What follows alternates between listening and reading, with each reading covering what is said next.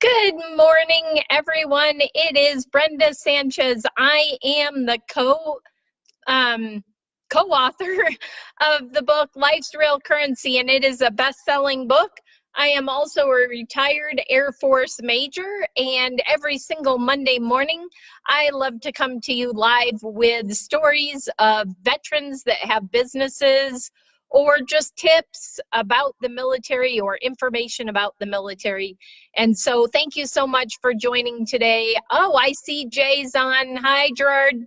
And Manuel, thanks for joining us today. What I would love for you to do, though, is we want to get to know you. And so if you would, down below in the comments, let us know if you've ever served in the service or if any of your family has. We would love to have that information to start a conversation with you. And if you have served, what's your favorite assignment? Like, where did you serve that you absolutely loved?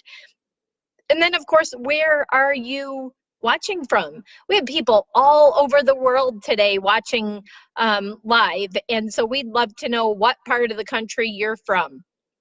And then please let us know if it's live or replay. So today, as I said, I have Staci with me today. I am so excited to have her with me today. She is a part of my veterans networking group that we go to on Tuesday mornings. She is a retired Air Force officer, right? But she's going to tell you that story.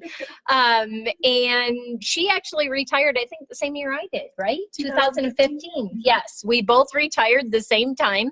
And she's just such a neat lady and helping women to look their best. And so I wanted to bring her on and to share with you about herself and what she does today and why she does it. So with that, thanks, Staci, for joining me today.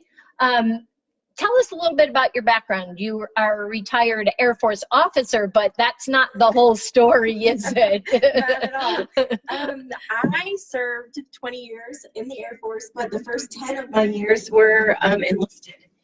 And I commissioned because I couldn't take the test and make the rank.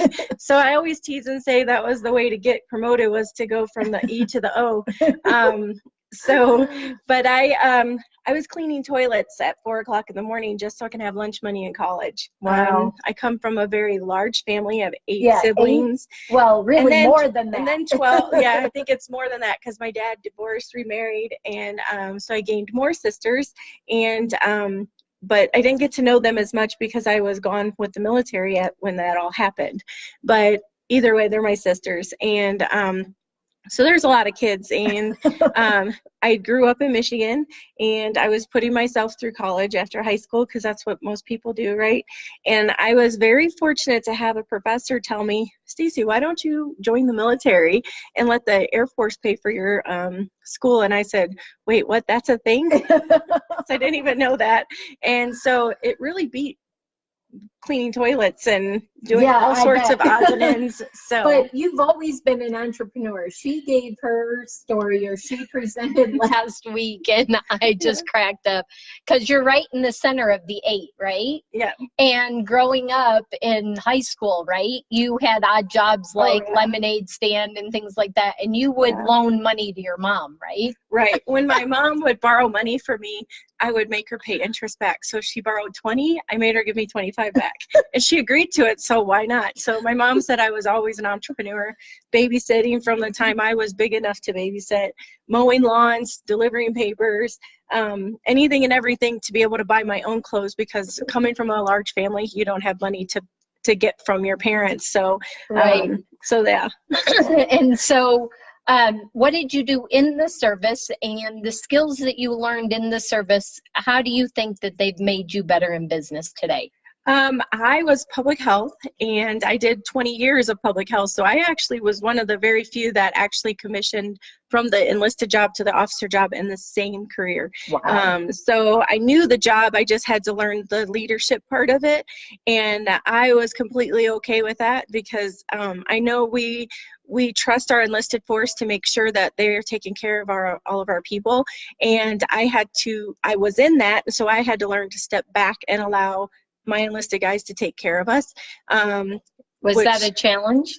It really wasn't so much, as much because I I commissioned as a staff sergeant. So I was E5. You were already leading a team at that point. Right. Okay. But I had to learn to let them continue the leadership part of the punishment, because that's really where it was at. And if I took care of them, then they would take care of me. And I always knew that. But I also learned that you have to work really hard. And it was kind of a difficult transition, because you have so many friends when you're enlisted. And then when you become an officer, you have very few friends. And so I learned to get out of my comfort zone by becoming a Girl Scout leader for my daughter's troop. And I made friends outside of the military. And I think that's where I've transitioned from. After retiring from the Air Force, I had a hard time, because I'm super social, and you get a lot of social. Yes, she is. And you get a lot of social when you're in the military, whether you're day to day, and I live in the middle of the forest, and in the middle of nowhere, and there's not very many people around, and I love my family, but they're mostly introverts. And so that makes it a little bit difficult to get that actual conversation. So sometimes I could talk a mile in a minute, because I'm like, just talk to me. But that's why we get along so well. Anybody who knows me knows I'm a talker. So I just love being able to bless people and love being around people. And so last year, I just celebrated my 1 year as a Mary Kay consultant. And I love it, because I get to bless people and I get to be around people. And it's free for them. It's nothing that I don't charge anybody to do something like that. But sometimes it's not for them, but other times they gain a friendship. And that's where I look for it. I look for that social aspect. I look to be able to bless. And sometimes you don't know, if you have a conversation with somebody, if that's the conversation they needed that day. And so sometimes things are said and people are like, wow, I totally needed that today. And it wasn't even a Mary Kay comment. It was just a comment, because being in the military, you get a lot of life experiences. And I was deployed 3 times, but I've been to 7 different countries. And my favorite part was the culture and learning to meet new people and understanding we all are upright and moving, or where maybe some aren't. And so having that respect for other people and really getting to know who they are has been extremely important to me. And I have some very good friends from all over the country, and it's a lot of fun to learn about somebody. And so that's my favorite part about doing what I do.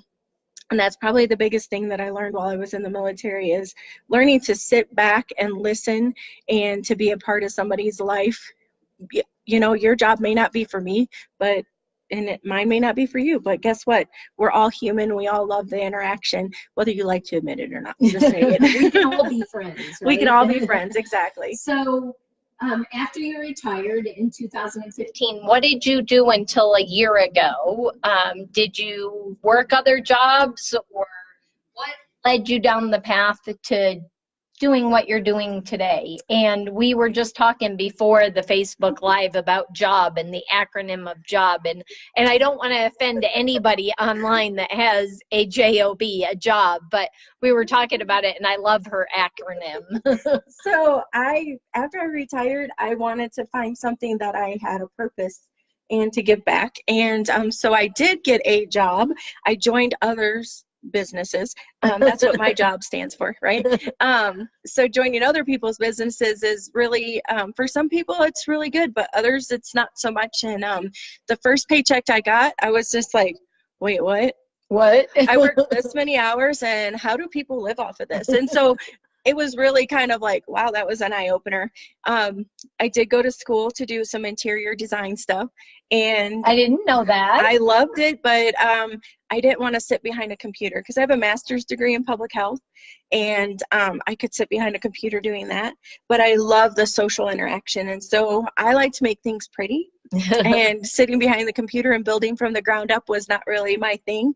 That's why you do what you do today. You help people become pretty. Exactly. Love the skin they're in, right? That's right. I tell people you got to love the skin you're in. So whether you're a male or female, young or old, we all have skin, and we live in Colorado, so let's be real. We have to learn to love the skin that we're in. Exactly. And you have to take care of your skin here with the sun We are at such high altitude that the sun Mhm. is pretty intense here, which I absolutely love, but it does take a toll on your skin. Oh, So. absolutely. No matter how much water you drink, nothing. But, if you have good skincare, you can look fabulous. Yes, you can.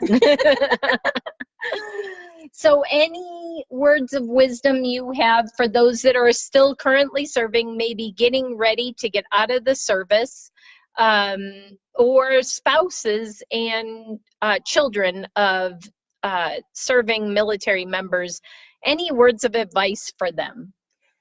Find a mentor, really, because there's so many people out there that have so much experience in what you're trying to do or whatever, but start asking questions, because if you don't ask the question, the answer will always be no. And so I have always been the one to ask the question, and a lot of times no means next. So if it's not meant for you, that's okay. Just move on to the next thing. But just keep pursuing who you are and listening and praying every day. That's been one of my biggest things, is learning to pray more and learning to listen more and learning to ask for guidance and wisdom. I often, while I'm getting ready in the morning, I will turn on YouTube and listen to inspirational Awesome. people. And so it's really about growing and learning and never taking that no for an answer. Because honestly, when I got commissioned, I had somebody tell me, well, maybe you shouldn't put that package in. You're not as super smart as other people. And I almost put my package in the drawer and didn't submit it. But that happens not just in the military, but out in the business world. As small business owners and entrepreneurs, we're told no all the time, and people are always negative and saying you can't do that, and you have to have a thick skin, and you have to be able to plow through it and know that what you are doing is for the better of the community that you are in. So there was one other thing last week you were telling us about a book you're reading. It's called Love. No. So I just finished The Traveler's Gift. Okay. And that was an amazing book. It's really about taking where you're at in your life and learning to love who you are, and you have the successes inside.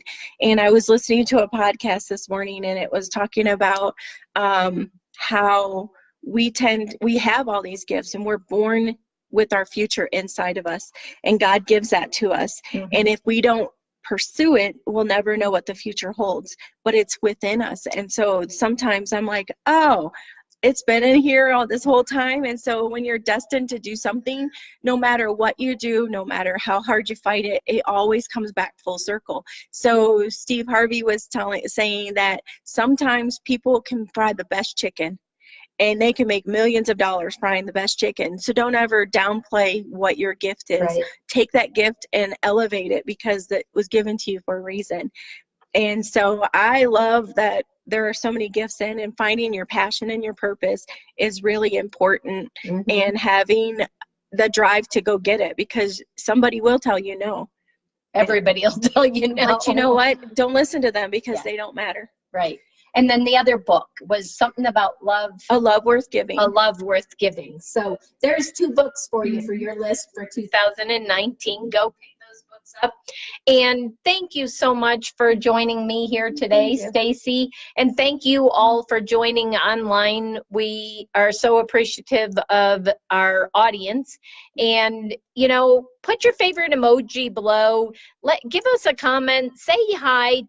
Tell us you're there versus just kind of viewing, because we want to have a conversation with you. And if you've found value in this, please share it with your timeline so that we can get the word out and get more information out around the world about the military, about people serving, about entrepreneurs that have left the military and now have their own business, and just education. So with that, I just want to say thanks again, and I will see you next Monday on Military Mondays. Bye, everyone. Bye. Thank you.